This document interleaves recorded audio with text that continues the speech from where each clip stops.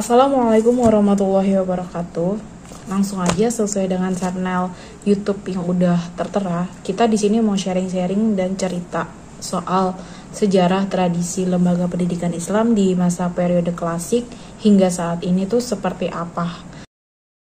Jadi di periode tradisi lembaga Islam periode klasik ini kita mengusung konsep di eranya Rasulullah SAW, di mana pada saat itu lembaga pendidikannya di tradisi masyarakat Madinah. Dulu karena belum ada yang namanya kurikulum tetap dalam pendidikan Islam di Madinah, mereka mengusung Al-Quran dan hadis itu sebagai istilahnya sumber pengetahuan mereka ataupun kendaraan utama mereka dalam mengelola pengetahuan dan juga pendidikan Islam mereka. Selanjutnya mengenai pembahasan gimana sih proses ataupun tradisi belajar mengajar dalam lembaga pendidikan Islam di era Rasulullah SAW saat itu. Jadi karena pada eranya tersebut mengambil usung kurikulum, salah satunya adalah Al-Quran, di sana Rasulullah SAW mengambil Quran surat Al-Alaq ayat 1-5. Apabila kita pahami ya dari terjemahannya aja udah tahu gimana proses belajar mengajar yang sudah diajarkan Allah Subhanahu wa taala. Oke, yang terjemahannya pun begini. Bacalah dari Tuhanmu yang menciptakan. Dia menciptakan manusia dari gumpalan. Bacalah untuk Tuhanmu adalah yang paling murah hati. Dia mengajar dengan pena. Dia mengajari manusia apa yang tidak diketahui. Quran surat Al-Alaq ayat 1-5. Jadi, lewat dari pemahaman terjemahan Al-Alaq ayat 1-5 ini bahwasanya proses belajar mengajar pada tradisi dan lembaga pendidikan Islam pada saat itu yaitu membaca, menulis, dan mengajar atau mendidik. Oke, jadi udah dapat diketahui ya alasan kenapa mereka tuh menjadikan Al-Quran sebagai kurikulum dari lembaga pendidikan Islam pada saat itu. Firman dari Allah Subhanahu wa taala ini merupakan satu-satunya media di mana Allah itu berhasil mentransfer atau di mana Allah itu mentransmisikan pengetahuannya kepada umatnya. Nah, lantas yang demikian itu masyarakat Madinah Muslim pada saat itu memang benar adanya bahwa awal dari semua pengetahuan manusia bersumber dari Allah Subhanahu wa taala, yaitu bisa kita dapatkan pengetahuan pendidikannya melalui Al-Qur'an dan juga hadis ataupun sabdanya Rasulullah SAW. Selanjutnya kita bahas mengenai figur seorang pendidik pada era lembaga pendidikan periode Islam klasik di masa Rasulullah SAW. Siapa sih figur pendidik pada saat itu? Siapa sih pengajar ataupun guru di era pendidikan Islam pada saat itu? Karena mengenai seorang guru di Madinah, kita tahu masyarakat Madinah juga pernah sempat disebut dengan masyarakat yang jahiliyah.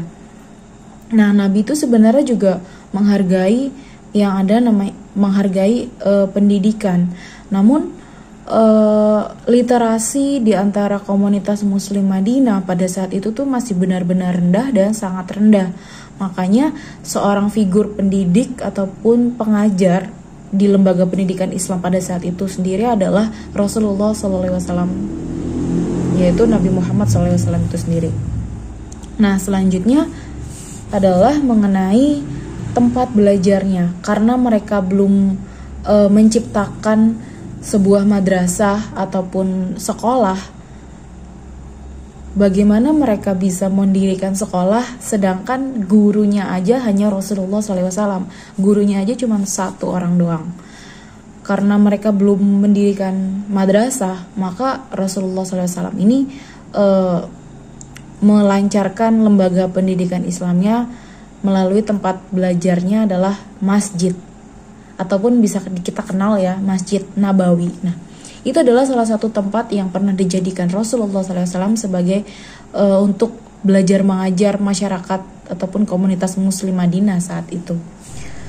Selanjutnya kita bahas mengenai mata pelajarannya apa aja sih di pendidikan Islam pada saat dipegang sama Rasulullah SAW saat itu. Kalian mungkin bakal iri mata pelajaran yang sedikit ini dibandingkan dengan mata pelajaran yang kita pelajari ya di periode modern saat ini. Tentunya mata pelajaran kita yang banyak, super banyak, yaitu ada pendidikan agama, terus juga ada bahasa Inggris, matematika, bahasa Indonesia, dan lain sebagainya. Beda dari tradisi periode modern, Rasulullah ini mengusung mata pelajarannya hanya fokus pada penafsiran ataupun makna-makna ayat Al-Quran itu sendiri. Karena ayat Al-Quran ini firman Allah itu masih bersifat global ataupun masih bersifat abstrak, jadi sulit dicerna atau dipahami sama umat manusia yang cenderung masih notabene-nya literasinya masih sangat rendah lah. Itu masih perlu yang namanya figur pendidik, yaitu Rasulullah sebagai orang yang bisa merinci makna-makna ayat Al-Quran itu sendiri. Nah, setelah berabad-abad, akhirnya pada abad kelima itu udah dibentuk sebuah madrasah, dan juga mata pelajarannya itu udah semakin lumayan kompleks lah, bertambah ketimbang cuma memahami makna ayat Al-Quran aja. Jadi pada abad kelima ini masjid, madrasah, lembaga pembelajaran lainnya itu udah bisa ngeluarin mapel kayak mengajarkan ilmu agama, terus juga ada ilmu alam saat itu ya, sangat terkenal. Terus juga selain itu ada mengajarkan kerajinan tangan untuk pendidikan kejuruan yang mungkin pada saat periode modern ini disebut dengan SMK, Sekolah Menengah Kejuruan. Oke, selanjutnya kita akan ngebahas mengenai sekolah dasar ataupun pendidikan dasar di era tradisi dan lembaga pendidikan Islam pada periode klasik tersebut. Pertama, kita setelah eranya Rasulullah SAW masuk ke era Khulafaur Rasyidin. Yang pertama adalah Umar bin Khattab. Di sana Umar bin Khattab kurikulumnya masih acak-acakan, masih belum terorganisir. Tetapi pada saat itu Umar bin Khattab membagi kurikulumnya menjadi dua, ada kurikulum Al-Quran dan kurikulum non-Al-Quran. Nah, kurikulum non-Al-Quran ini diselipkan ataupun Umar bin Khattab ini merekomendasikan nambah mapel ataupun pengajaran mengenai berenang dan juga merenang, memanah, menunggangi kuda. Kenapa beliau menambahkan pengajaran itu di kurikulum non-Al-Quran? Karena pada saat itu benar-benar masih fokus pada ekspansi besar-besaran tentang penaklukan muslim ataupun pendidikan Islam. Dibutuhkan juga yang namanya seorang panglima tempur dalam menyukseskan penaklukannya. Oke, setelah masanya Khulafaur Rasyidin ataupun Khalifah Umar bin Khattab berakhir, akhirnya dipegang sama dinasti Umayyah. Di sini udah mulai ataupun udah terlihat ya adanya jenjang-jenjang pada pendidikan itu sendiri, terutama pada masanya Khalifah Umayyah itu udah ada di pendidikan tingkat dasarnya itu udah ada jenjang-jenjang tertentu. Kayak misalnya itu ada pertama pendidikan tingkat dasar itu dikenal sebagai ada kutab, terus juga maktab, ada zawiyah, terus juga halqah, dan ada majelis. Tapi yang kutab dan maktab ini dieksklusifkan. Pendidikannya udah seiring dengan bertambahnya zaman, akhirnya Khalifah Umayyah memisahkan kutab dan maktab itu menjadi jenjang yang eksklusif. Kemudian yang lainnya bagaimana? Seperti zawiyah, halqah, dan majelis itu merupakan jenjang pada studi lanjutan aja. Karena pada masanya Khalifah Umayyah udah di-spill mengenai jenjang ataupun tingkat dalam pendidikan dasar, itu kan masih urak-urakan ataupun masih ada campur aduk lah dalam tingkat pendidikan dasar itu sendiri. Akhirnya diorganisir di masanya Kekhalifahan Abbasiyah. Di sana mengusung tema kutab ini dijadikan lembaga pendidikan khusus untuk anak-anak aja, karena kutab adalah tingkat pendidikan dasar, jadi lembaga pendidikan yang khusus untuk anak-anak. Namun di Kekhalifahan Abbasiyah ini kutab dibagi tuh menjadi dua. Yang pertama ada kutab Al-Quran, yang kedua ada kutab non Al-Quran. Adapun kutab Al-Quran di sini pengajarannya itu mendedikasikan pengajaran membaca dan menulis Al-Quran secara khusus. Kemudian yang kedua, kutab non Al-Quran ini itu tema pembelajarannya adalah mempelajari tentang tata bahasa. Nah, terus juga pengelolaan kurikulum dalam kutab yaitu ya dikelola sama guru tunggal. Karena ini sifatnya yang mengelola guru tunggal, jadi itu pemilihan tempat sarana prasarana belajar mengajar itu sesuai dengan kemauan gurunya. Bisa di masjid, terus juga bisa di perpustakaan, bisa di rumah orang-orang terpelajar ataupun di istana pada saat itu. Baik, setelah sebelumnya kita ngebahas gimana sih pendidikan dasar ataupun sekolah dasar di era lembaga pendidikan periode klasik Islam, kita sekarang naik level ngebahas mengenai pendidikan tingginya. Pendidikan tinggi di era periode klasik Islam itu sering banget dihubungin sama yang namanya madrasah. Padahal kalau kita lihat ya dari sudut pandang struktural, itu kan madrasah melekat sama yang namanya masjid. Kalau teman-teman ingat, kita di capture pertama udah ngebahas mengenai Rasulullah SAW menjadikan masjid ini sebagai tempat sarana prasarana belajar mengajar. Nah, bermula dari sini akhirnya terciptalah yang namanya madrasah formal yang masih eksis hingga saat ini. Itu sejarahnya bermula dari sini. Nah, ngomongin soal sejarah lahirnya madrasah formal yang eksis hingga saat ini, itu bermula dari dulunya masjid dijadikan sebagai tempat sarana prasarana belajar mengajar, dimana jarak antara masjid dan rumah para santri ataupun siswa itu jauh, karena jaraknya yang jauh ini membuat kelelahan para siswanya untuk bolak-balik dari rumah ke masjid. Akhirnya didirikanlah tuh yang namanya penginapan di sekitar masjid ataupun di samping masjidnya. Jadi nanti para santri yang kelelahan setelah mengikuti pelajaran di masjid bisa istirahat di penginapan tersebut. Nah, karena didirikan penginapan di sekitar kompleks masjid, itu akhirnya lahir sebuah pondok pesantren formal. Dan kemudian akhirnya lahir juga didirikannya madrasah formal yang eksis hingga saat ini. Jadi seperti itu sejarah lahirnya madrasah formal yang berkembang sampai saat ini. Meskipun banyaknya lahir tuh madrasah-madrasah formal, herannya adalah masjid itu masih tetap mempertahankan posisinya sebagai lembaga induk khususnya untuk pendidikan Islam itu sendiri. Karena dalam sejarah awal pendidikan madrasah itu perbedaan antara madrasah dan masjid itu tidak jelas, masih belum jelas, karena terutama kayak kedekatan fisik pondok sama masjid dan karakter pendidikan keduanya itu nggak jauh berbeda. Kemudian oleh karena itu di pendidikan tinggi ini di era periode klasik Islam itu masih masjid ini masih tetap menjadi salah satu pusat utama dalam studi yang lebih tinggi dan maju dalam berbagai disiplin ilmu di era tersebut. Oke, ngomongin soal sistem pendidikan tinggi di era periode Islam klasik.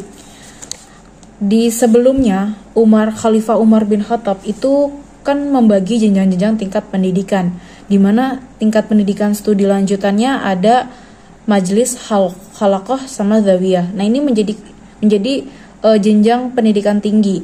Nah, di sini udah jadi kebiasaan para ulama itu duduk di lantai dasar masjid dan akhirnya dikelilingi sama para mahasiswanya. Kebiasaan ini ataupun jenis lingkaran belajar di lantai masjid ini tadi disebut dengan majelis halaqah ataupun zawiyah yang sudah di-spill oleh Khalifah Umar bin Khattab. Nah, ada beberapa imam yang menganut sistem pendidikan tingginya itu dengan metode majelis halaqah dan zawiyah ini, yaitu ada imam dari Sunni dan imam dari Syiah. Yang pertama kita bahas mengenai imam dari Sunni terlebih dahulu. keempat imam Sunni, yaitu ada Imam Abu Hanifah, Malik, Syafi'i, dan Hambal, itu menganut sistem pendidikan tingginya dengan metode belajar halaqah atau majlis, di mana nanti beliau duduk di masjid, di lantai dasar masjid atau masjid jamaah lah, masjid jami. Kemudian nanti dikelilingi oleh para mahasiswanya, yang nanti para mahasiswanya itu saling bertukar pendapat. Kemudian yang kedua yaitu ada dari Imam Syiah, yaitu beliau Muhammad Al-Baqir dan putranya yang sangat terkenal dengan sebutan Ja'far Shadiq. Nah, beliau ini penganut dari metode belajar halaqah dan majelis dawiyah dalam studi pendidikan tingginya, di mana metode belajar mengajar di zamannya Ja'far Shadiq untuk pendidikan tinggi itu masih menggunakan masjid sebagai sarana prasarana tempat belajar mengajarnya, yang nanti duduk di lantai dasar masjid kemudian dikelilingi sama para mahasiswa. Nah, dalam halaqah dan majelis ini dimulai dengan ceramah terlebih dahulu. Setelah adanya ceramah baru nanti ada instruksi dari seorang mu'alim. Mu'alim ini istilahnya kayak ketua dari diantara keliling-keliling mahasiswa tersebut. Nah, setelah adanya instruksi juga, ceramah dan instruksi, nanti para mahasiswa lainnya itu juga mencatat berbagai ide ataupun konsep dari ceramah dan instruksi yang didapat dari seorang mu'alim. Kemudian setelah nanti adanya pencatatan, itu nanti sesi selanjutnya ada sesi diskusi kelompok. Nah, di sesi diskusi kelompok ini juga nanti akan dibagi lagi menjadi beberapa kelompok, yang nanti masing-masing kelompok ini ada semacam dialog lah, dimana nanti di situ ide sama konsep itu dieksplorasi, dipertanyakan, dan didiskusikan. Istilah gampangnya adalah FGD, forum grup diskusi. Semacam itu yang diterapkan halaqah dan majelis pada Imam Syiah Ja'far Shadiq untuk pendidikan tingginya. Alhasil dari kurikulum pendidikan tinggi dan juga metode belajar mengajar dalam studi pendidikan tinggi yang kita bahas sebelumnya tadi, itu melahirkan beberapa klasifikasi pengetahuan terhadap cendekiawan awal Muslim. Di sana ada cendekiawan dari Al-Farabi dan juga Ibnu Khaldun. Keduanya ini berbeda dalam melahirkan cabang-cabang ilmu pengetahuan Islam. Yang pertama kita bahas mengenai Al-Farabi. Al-Farabi ini adalah cendekiawan al-Muslim yang dikenal dengan cabang ilmunya Ihya al-Ulum, di mana beliau melahirkan kelas utama ilmu-ilmu pengetahuan. Yang pertama ada ilmu bahasa, kemudian yang kedua ilmu logika, yang ketiga ilmu matematika, yang keempat ada ilmu alam, dan yang terakhir Al-Farabi ini melahirkan ilmu pengetahuan berupa ilmu politik. Cendekiawan al-Muslim yang kedua yaitu melahirkan beberapa pengetahuan Islam lainnya. Ada Ibnu Khaldun, atau disebut dengan Al-Muqaddimah. Beliau melahirkan dua cabang ilmu pengetahuan yang cukup populer. Yang pertama ada ilmu alam dan yang kedua ada ilmu agama. Nah, selain cabang-cabang ilmu pengetahuan yang lahir dari cendekiawan awal Muslim yaitu Al-Farabi dan Ibnu Khaldun, itu lahir juga pendidikan tasawuf pada era periode klasik Islam, di mana pendidikan tasawuf ini mengusung pendidikan dalam tradisi pendidikannya Sufi, di mana tujuan akhir dari pendidikan tasawuf ini adalah mencapai sekilas realitas kehadirannya ilahi, di mana untuk mencapai kehadiran realitas ilahi itu membutuhkan yang namanya hubungan cinta atau mahabbah, hubungan cinta dari sang pencari realitas dengan dengan realitas ilahinya. Nah, dari sini lahir juga cendekiawan awal Muslim yaitu Imam Al-Ghazali yang menghasilkan karya fenomenal hingga tren saat ini juga, yaitu Ihya Ulumuddin, di mana di karya tersebut beliau menjelaskan mengenai tahap-tahap dan juga ruang-ruang perjalanan tasawuf gitu. Nah, nanti dari pendidikan tasawuf ini nanti menjadi sebuah tradisi pendidikan Islam, yaitu khususnya tradisi Sufi yang akan dikembangkan dalam Islam Sunni. Selanjutnya adalah tradisi pendidikan Islam periode modern hingga saat ini. Kalau kita lirik melalui sejarahnya, adanya tradisi dan lembaga pendidikan modern hingga saat ini tuh hasil dari kolonialisme Eropa, di mana ada sebuah orientalis Perancis dan juga sejarawan agama. Di sana dia ini ngedukung banget atau pendukung setia ilmiah dan juga rasionalisme, berbanding terbalik dengan kaum muslim yang kurang mengedepankan rasionalismenya. Nah, alhasil untuk menciptakan keributan dan supaya kaum muslim itu ngedukung adanya ilmiah dan rasionalisme dalam memodernisikan pendidikan Islamnya. Di sini orientalis Prancis sama sejarawan agama itu akhirnya ngebuat serangan dengan membuat tekanan kepada keyakinan orang muslim, bahwasannya keyakinan orang muslim itu hampa akal, diberikan akal tapi tidak mengedepankan akal, atau orang muslim ini menolak rasionalisme dalam memodernisasikan pendidikan Islamnya. Nah, alhasil lewat serangan sama tekanan Eropa terhadap institusi pendidikan muslim dan juga tradisi pembelajaran yang udah dibagi sama cendekiawan awal muslim yang udah kita bahas sebelumnya, itu di periode modern ini jadi menjadi dua kubu. Kubu yang pertama itu non konservatif dan kubu yang kedua adalah kelas konservatif. Yang pertama, di periode modern ini ada kubu non konservatif, di mana ulama di sini menyetujui atau mengadopsi model pendidikan Islam itu ngambil dari model pendidikannya Eropa, di mana berarti kan terbuka akan rasionalisme ilmiah dan juga menerima modernisasi dalam tradisi dan juga lembaga pendidikan Islam. Nah, contoh dari pelopor yang menyetujui dengan adanya kelas non-konservatif ini adalah Sir Syed Ahmad Khan dan juga Sayyid Jamaluddin Al-Afghani. Yang kedua, kelas konservatif. Nah, kelas konservatif ini berbanding kebalik sama non-konservatif, di mana kelas konservatif ini ulama itu menolak keras adanya institusi politik, ekonomi, dan juga budaya Eropa modern.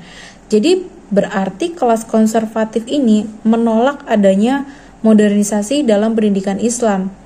Alhasil, kelas konservatif ini itu bahwasannya kurikulum pada pendidikan lembaga pendidikan Islam itu harus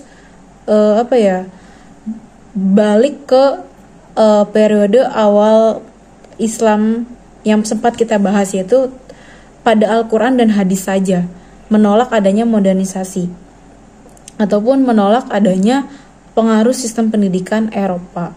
Di sini juga disebut dengan tradisionalisme. Oke, nah walaupun pada periode modern itu banyak lembaga pendidikan yang berkembang dan menyetujui adanya modernisasi dalam lembaga pendidikan Islam, tapi periode klasik itu masih bertahan loh hingga saat ini dan hari ini, khususnya kayak di bentuk pendidikan masjid untuk anak-anak kayak TPA gitu kan. Terus juga adanya madrasah berbasis pada tradisionalisme dan juga pondok pesantren tradisionalisme. Terus juga ada juga dalam pendidikan tingginya yaitu studi lanjut yang berbasis pada tradisi dan lembaga pendidikan Islam tradisionalisme kelas non-konservatif ini. Baik, selesai sudah pembicaraan kita mengenai tradisi dan juga lembaga pendidikan Islam, mulai dari periode klasik dan hingga periode modern hingga saat ini. Yang apabila kalau kita simpulkan itu di zamannya awal Rasulullah hingga zamannya Abbasiyah, itu tingkat pendidikan dasar atau sekolah dasar itu dibagi menjadi 2 kutab. Kemudian lanjut pendidikan tingginya itu menggunakan metode belajar halakoh ataupun FGD, forum grup diskusi, yang salah satu lembaga utama yang terpenting adalah di masjid. Masjid ini adalah sebagai sarana dan juga prasarana tempat belajar mengajarnya. Kemudian Banyak terlahir mata pelajaran ataupun cabang-cabang ilmu pengetahuan lainnya selain memahami makna ayat-ayat Al-Quran ataupun hadis yang lebih kompleks gitu. Selanjutnya juga di akhir ini pada periode modern banyak bermunculan Islam Sunni dari pendidikan tasawuf dan juga kelas konservatif yang menghasilkan pendidikan Islam yang berbasis tradisionalisme. Jadi sekian pembahasan dan cerita-cerita mengenai tradisi dan juga lembaga pendidikan Islam. Apabila informasi yang saya bawakan ini kurang lengkap ataupun masih ada kesalahan, bisa dikoreksi. Dan apabila ada salah-salah kata, mohon maaf. Sekian dari saya. Terima kasih sudah mendengarkan dan menonton. Wassalamualaikum warahmatullahi wabarakatuh.